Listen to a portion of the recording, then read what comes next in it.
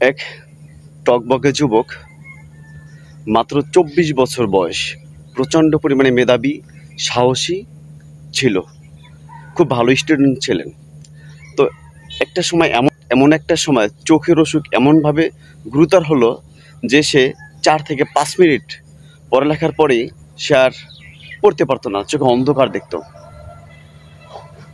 তো এই সময় অনেক বড় বড় ডাক্তার সে দেখাইছে, কোনো কাজ হলো না। কোনো কাজ না হওয়ার কারণে সে খুব চিন্তায় ভেঙে পড়লো, পড়ালেখা করতে পারতেছে না, কিছুই করতে পারতেছে না। ঠিক এই সময় তার একটা বেসরকারি বিশ্ববিদ্যালয়ে কিছু ছাত্র ফেল করছে, এই বিষয়ে বক্তৃতা দেওয়ার জন্য তার ডাক পেল। সে হলরুমে গেল, যাওয়ার পর থেকে প্রচণ্ড ঝলমলে আলো, তার আরও সমস্যা হচ্ছে। তো উনি কী করতেছে, ওখানে গিয়া উঠে বক্তৃতা দেওয়া শুরু করলো।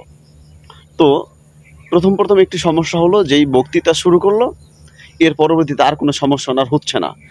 বিগত আধা ঘন্টা পর্যন্ত উনি বক্তব্য দিল, ওনার চোখে কোনো সমস্যা হচ্ছে না। তো এরপর উনি বাসায় চলে আসলো। আসার পরে উনি ভাবলো যে সমস্যাটা তো আমার চোখের না, সমস্যা হলো মাইন্ডসেটের।